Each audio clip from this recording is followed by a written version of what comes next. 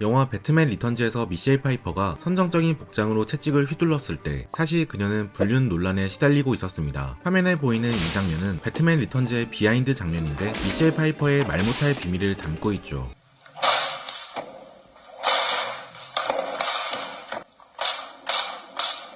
세상에서 가장 완벽한 얼굴을 가졌다고 알려진 미셸 파이퍼는 원래 배우 생각이 전혀 없었다고 합니다. 입과 눈이 커 개구리라는 별명으로 불렸던 그녀는 일을 해야겠다는 생각에 집 근처 슈퍼마켓에서 알바를 시작했죠. 그녀는 평범한 마트 계산원에 불과했는데 우연히 한 진상 손님을 만나며 인생이 바뀌었다고 합니다. 한 손님이 가게에서 멜론 가격이 너무 비싸다며 난동을 부렸는데 본인이 선택한 일에 화가 나고 있는 스스로에게 여기서 지금 뭐 하고 있는 것이냐 의심이 들었다고 하죠. I just couldn't take it anymore. And I just said to myself, what do you want to do?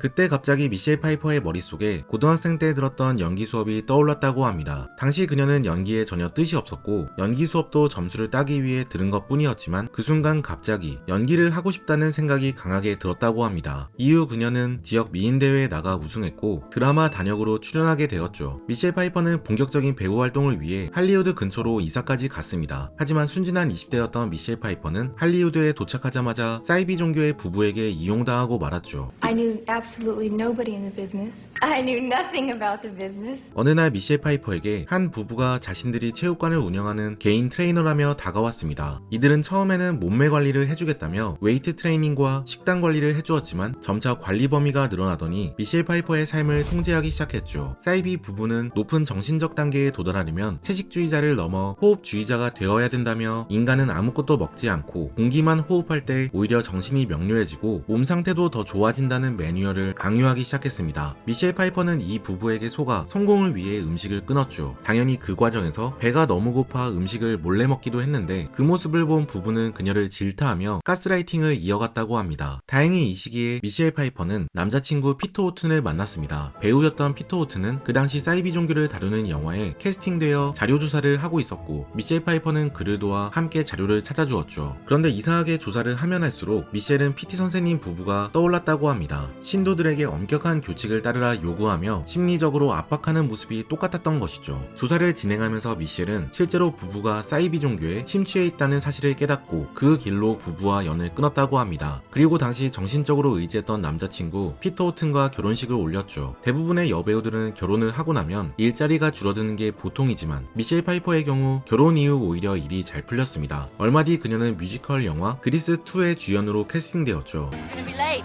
Let's go. 원래 미셸 파이퍼의 상대 역은 탐 크루즈가 될 뻔했었습니다. 제작을 맡은 앨런 칸은 잘생기고 춤도 잘 추는 신인 톰 크루즈가 너무 마음에 들어 강력하게 추천했다고 하죠. 하지만 당시 파라마운트 제작사에서는 영화 주인공이 되기에 키가 너무 작다며 탐 크루즈를 거절했다고 합니다. 영화 제작사에서 그의 잠재력을 전혀 알아보지 못한 것이죠. 파라마운트 제작사는 탐 크루즈 대신 아역 출신 배우 맥스웰 콜필드를 남주인공으로 선택했습니다. 두 배우의 운명은 여기서 갈리는데 탐 크루즈는 그리스2 캐스팅에 떨어진 덕분에 같은 해 아웃사이더 위험한 청춘에 출연할 수 있었고 두 영화가 모두 흥행하면서 큰 인기를 얻게 됩니다. 반면 그리스2는 흥행에 실패했고 맥스웰 콜필드는 머리에 젤을 가득 바른 느끼한 남학생 이미지만 얻게 되었죠. 이후 맥스웰 콜필드는 여러 영화사의 문을 두드렸지만 10대들이 보는 하이틴 영화에만 캐스팅되다 배우 생활이 끝나버리고 맙니다. 그리스2 출연 배우 중 유일하게 미셸 파이퍼만 유명해지는데 그건 모두 알파치노 덕분이었습니다. 원래 알파치노는 그리스2로 데뷔한 미셸 파이퍼를 무시했었습니다. 제대로 연기 교육도 받지 않고 예쁜 얼굴만 믿으며 배우로 활동한다고 생각했죠. 당시 알파치노는 스카페이스의 주연으로 먼저 캐스팅되었는데 제작진이 미셸 파이퍼를 상대역으로 제안하자 강력히 반대했었다고 합니다. 이건 감독 브라이언 드 팔마도 마찬가지였습니다. 그리스2는 하이틴 뮤지컬 영화였기 때문에 미셸 파이퍼가 진지한 영화에는 어울리지 않는다고 생각했던 것이죠. 하지만 오디션이라도 보자는 생각에 미셸 파이퍼를 오디션장에 불렀습니다. And I was terrified, and I was really young, and I knew he didn't want me.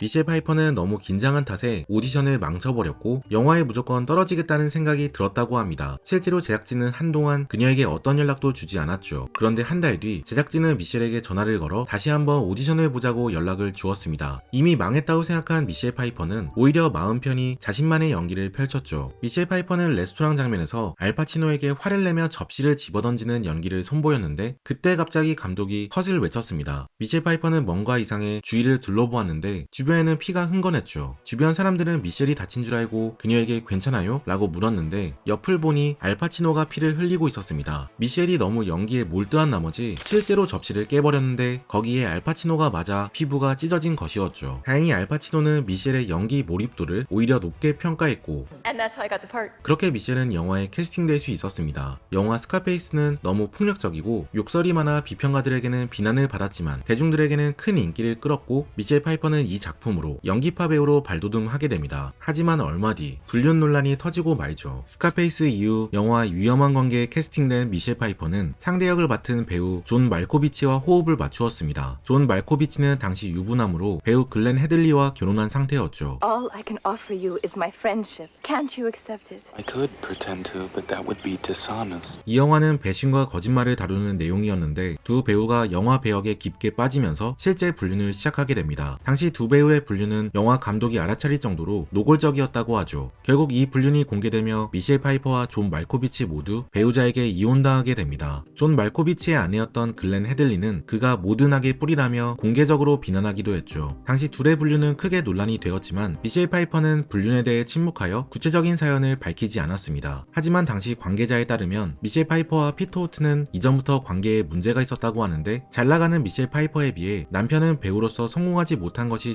시발점이었습니다. 한편 정통 연기파 출신이 아니었던 미셸 파이퍼는 나름대로 배우 생활 내내 본인의 연기가 부족하지 않을까 하는 자격지심에 시달려 왔었습니다. 실제로 그녀는 인터뷰에서 제가 연기에 대해 아무것도 모르는 사기꾼에 불과하다는 걸 사람들이 알아차릴까봐 평생 두려웠다고 밝힌 바 있죠. 부족한 그녀와는 달리 존 말코비치는 대학 시절부터 연극을 전공하고 탄탄한 극단 활동을 하다가 영화계에 데뷔한 실력파 배우였습니다. 미셸 파이퍼는 영화를 같이 찍으며 점차 존 말코비치를 존경하게 되었고 그게 애정으로 발전한 것이었죠. 책 마흔에 있는 비트겐슈타인에 따르면 불안은 병과 같다고 이야기합니다. 미셸 파이퍼는 자신이 연기학교에 다니지 않았고 제대로 연기 수업을 받지 않았기 때문에 스스로 연기가 부족하다는 불안에 평생 시달렸는데 오히려 이런 불안은 그녀를 망쳐버렸죠. 비트겐슈타인은 불안에 저항하고 없애려고 하기보다 오히려 그것을 인정하고 받아들인 뒤 현재에 충실하게 사는 것이 정답이라 이야기합니다. 한편 존 말코비치와 미셸 파이퍼는 구설수에 지쳐 각자 이혼한 뒤 얼마 안가 둘의 관계도 깨지게 되었습니다. 이후에도 미셸 파이퍼는 여러 불륜 논란에 시달렸습니다. 유부남 케빈 코스트너와 바람을 핀다는 등 할리우드 남배우들과의 추문에 휩싸였죠. 끝없이 남자 논란에 시달리던 미셸 파이퍼는 얼마 뒤 갑작스러운 결정을 내렸습니다. 좋은 남자를 찾기보다 차라리 아이를 먼저 갖기로 결정한 것이죠. 복잡한 개인사와 달리 미셸 파이퍼의 연기 인생은 의외로 성공 가도를 달렸습니다. 사랑의 행로라는 작품에서 완벽한 연기를 선보인 미셸 파이퍼는 골든글로브 여우 주연상까지 타게 되죠. have supported me and I think that are responsible for me standing up here and who are not necessarily in my immediate and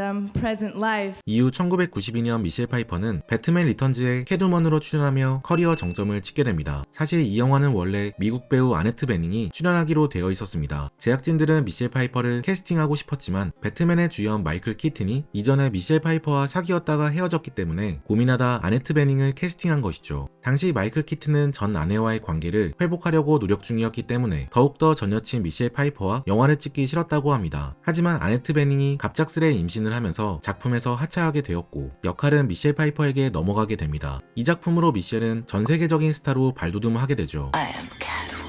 Meow. 캐트우먼으로 변장하는 일은 쉬운 일이 아니었는데 마스크가 귀 전체를 덮고 있어 소리가 잘 안 들렸다고 합니다. 딱 달라붙는 캐트우먼 옷을 입기 위해 전신에 파우더를 뿌린 다음 옷을 입고는 공기를 모두 빼내어 더 몸매가 부각되게 만들었다고 하죠. 불편한 환경이었지만 미셸 파이퍼는 CG 없이 완벽한 캐트우먼 연기를 선보였습니다. 최고 주가를 달리던 이 시기에 미셸 파이퍼는 갑자기 딸을 입양했습니다. 이 결정은 미국에서도 큰 화제를 불러일으켰는데 당시 그녀는 싱글이었기 때문에 굳이 자식을 왜 입양하냐는 비난이 많았죠. 미셸 파이퍼는 원래 옛날부터 자식을 갖기를 원했는데 아이를 빨리 가져야 한다는 생각에 오히려 급하게 남자를 고르는 경향이 있었다고 합니다. 그래서 차라리 아이를 먼저 입양하고 남자를 만나면 관계에도 집착하지 않겠다는 생각이 들었다고 하죠. 이후 미셸 파이퍼는 데이비드 켈리와 결혼했고 둘 사이에는 아들도 한 명 태어납니다. 이때부터 미셸 파이퍼는 가족과 더 많은 시간을 보내고 싶다며 일을 줄였습니다. More obsessive about my work earlier on. 주연으로 출연 예정이었던 오리지널 씬의 주인공은 안젤리나 졸리에게 넘어갔죠. 이후 미셸 파이퍼는 양육에 집중했고 가끔씩 가족 영화에 출연했습니다. 그중 I Am Sam은 전 세계적으로 큰 흥행을 하게 되죠. All you need is love. 하지만 이 즈음부터 미셸 파이퍼는 연기에 대해 또 한 번 회의감을 갖게 됩니다. I Am Sam 영화 자체는 흥행했지만 미셸 파이퍼는 진부한 연기를 선보였다며 큰 비난을 받았고, 이후 신바트 7대양의 전설에서 악역 에리스의 성우를 맡았지만 이조차 어려움을 겪었습니다. Bravo. No mortal has ever made it to Tartarus before. Alive, that is.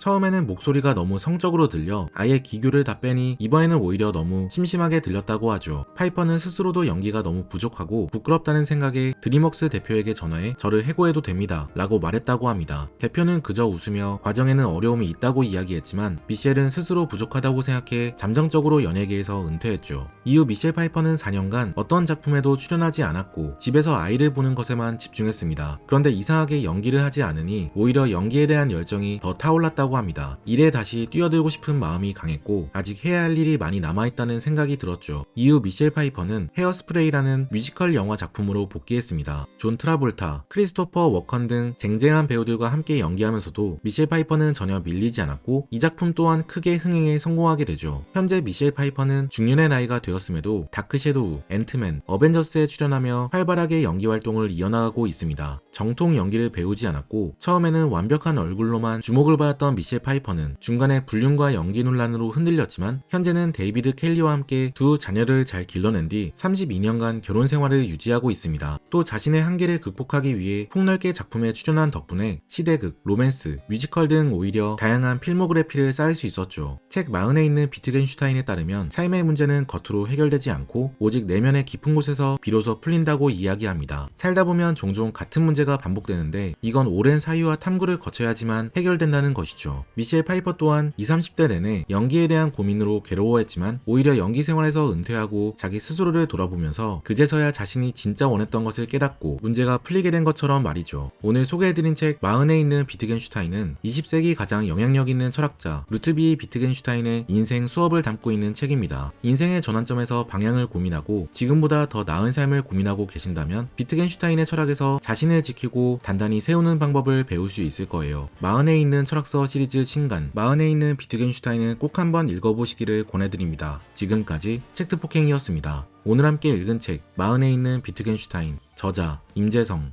I know that I'm well away from being a perfect guy.